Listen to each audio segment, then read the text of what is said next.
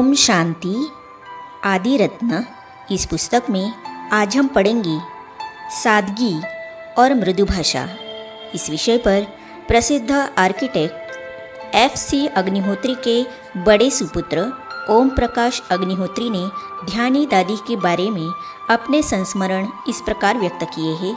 तो चलिए आज हम इसे पढ़ते हैं। सन 1957 की बात है। मेरी आयु लगभग 18 वर्ष की थी। उस समय ब्रह्मा कुमारी आश्रम हमारे घर में ही होता था। मुझे ध्यानी दादी से बहुत ही घनिष्ठ प्यार था। जब कभी उन्होंने चाय आदि बनानी या पीनी होती थी, मुझे अवश्य ही आवाज़ लगाकर बुला लेती थी तथा हम इकट्ठे ही चाय आदि पीते थे। यदि उस समय मैं वहाँ नहीं होता था तो वे मेरा इंतज़ार किया करती थी। ध्यानी दादी के समय अम्बाला छावनी में लगभग 65-70 युगल ज्ञान में चलते थे।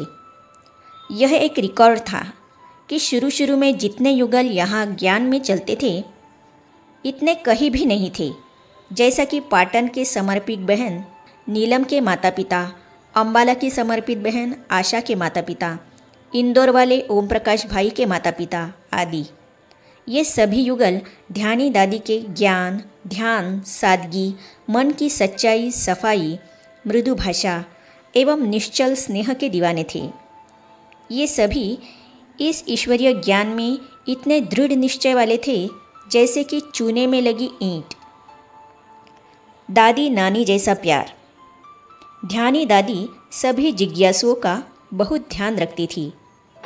सभी अपने दिल की बात, पारिवारिक समस्याएं आदि ध्यानी दादी को आकर बताया करते थे।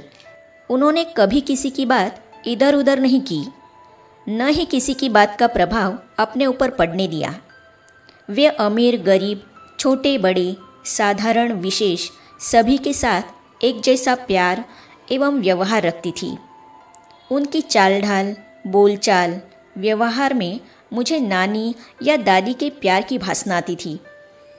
ध्यानी दादी बहुत थोड़ा बोलती थी, लेकिन जब बोलती थी तो लगता था कि उनकी मंद मंद मुस्कान के रूप में फूल झर रहे हैं। उनके साथ रहने वाली राधा बहन भी बहुत साफ दिल की थी, परंतु वे ध्यानी दादी के विपरीत खुलकर खिलखिलाकर हंसती थी। ध्यानी दादी में वस्तुओं का संग्रह करने की वृत्ति बिल्कुल नहीं थी। इतने वर्ष एक स्थान पर रहने के बावजूद उनका निजी सामान एक छोटा सा ट्रंक, जिसे शायद संदूक कहना अधिक उचित होगा, तथा जयपुरी पतली सी रजाई सहित छोटा सा बिस्तरा था, जिसमें सारी सर्दी गुजार देती थी। उन्हें खाने की बजाय खिलाने का शौक था। यदि कोई फल आदि लाता था तो वह उसकी मौजूदगी में ही टोली प्रसाद के रूप में उसे सबको बांट देती थी। ऐसी प्रेम और शीतलता की मूर्ति ध्यानी दादी को याद कर आज भी मन शांत, स्थिर एवं शीतल हो जाता है। ऐसी महान विभूति को मेरा कोटि कोटि नमन। वायुसेना की सेवाओं में तकनीकी पद से सेवानिवृत्त ब्रह्मा कुमार मोहनलाल अम्बाला पिछले 40 वर्षों से ज्ञान में चल रहे हैं। ध्यानी दादी से ली गई भरपूर पालना के अनुभव को वे इस प्रकार बयान करते हैं। 18 जनवरी सन 1970 को पहली बार सेवा केंद्र पर आया तो देखा कि सभी बहनें शांति से बैठी है। मैं भी बैठ गया। ब्रह्मा कुमारी ध्यानी दादी जी ध्यान मुद्रा में लीन थी। कुछ समय बाद ध्यान से नीचे आई तो कुछ महावाक्य उच्चारण करने लगी। उनके महावाक्यों में अद्भुत आकर्षण था, जैसे स्वयं शिव बाबा और ब्रह्मा बाबा बोल रहे हो। ध्यानी दादी जी का व्यक्तित्व। दादी जी का दिव्यता से भरपूर, मधुर, इच्छा रहित, निस्वार्थ, मातृस्नेह से परिपूर्ण व्यवहार देखकर मन गदगद हो गया। ऐसा लगा जैसे कई जन्मों से बिछड़ी हुई माँ हमें मिल गई हो। इस निस्वार्थ माँ जैसे प्यार ने देह के संबंधों को भुला दिया। फिर क्या था, मैं और मेरा बड़ा भाई ठाकुरदास जी गांव से आकर सेवा केंद्र के पास अलग से रहने लगी और बाबा की सेवा में पूरी तरह से संलग्न हो गए। दादी जी से हम दोनों भाइयों मोहन व ठाकुर को घर जैसा प्यार मिला और हम सब कुछ भूल गए। ध्यानी दादी जी गुरुवार का भोग स्वयं ही तैयार करती थी और अपने ही हाथों से शिव बाबा को स्वीकार करवाती थी।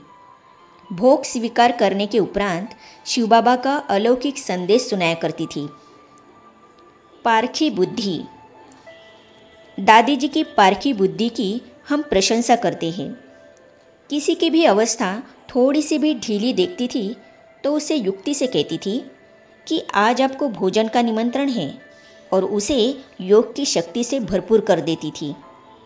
कभी भी किसी को बिना टोली भोग आदि दिए नहीं भेजती थी, चाहे कुरमुरा चने अर्थात बेगरी टोली ही क्यों न हो।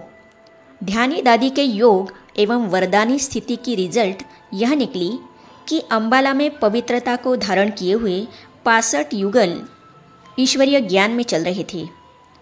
कुछ उनमें से अभी भी उसी प्रकार पावन ज्ञान युक्त जीवन जी रहे हैं। रास की विशेषता। दीपावली एवं जन्माष्टमी के अवसर पर दादी जी ध्यान में जाती थी, रास होती थी। इस आत्मा द्वारा भी अलौकिक फरिश्तों जैसा रास होता था। क्लास के सभी भाई बहनें रास करते थक जाते थे, परंतु ध्यानी दादी कभी नहीं थकती थी। इतनी वृद्धावस्था में ऐसा देखकर आश्चर्य होता था।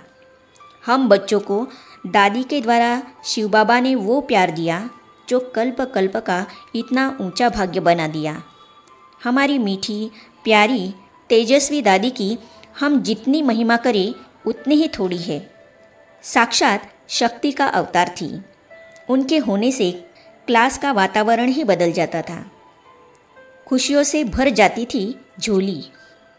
कई बार हम किसी नई आत्मा को सेवा स्थान पर ले आते थे तो हम अनुभव करते थे और देखते भी थे कि जैसे दादी जी की आंखों में शिव बाबा आ जाता था और नई आत्मा को निहाल कर देता था, वह व्यक्ति दादी जी के चरणों में झुक जाता था।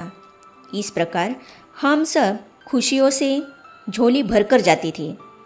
उनकी पालना की ही कमाल है जो आज तक भी हम उसी निश्चय से अपना जीवन जी रहे हैं। उन्हीं के वरदानों के आधार पर मुझ आत्मा द्वारा अनेक आत्माओं की सेवा हुई। मैं तो अपने आप को पद्मा पदम भाग्यशाली समझता हूँ। आगे हम पढ़ेंगे जगाधरी हरियाणा से ब्रह्मा कुमार दलवीर भाई ध्यानी दादी जी से अपनी प्रथम मुलाकात का वर्णन इस प्रकार करते हैं। तो इन अनुभवों को हम पढ़ेंगे अगली कड़ी में। तो ये जानने और पढ़ने के लिए इस चैनल को सब्सक्राइब करने के साथ ही साइड में जो बेल आइकॉन है उसे भी क्लिक कीजिए ताकि आने वाली सभी वीडियो और अब तक की सारी वीडियो आप तक पहुंचती रहेगी। ओम शांति। अब इस वीडियो को भी ज़रूर देखें।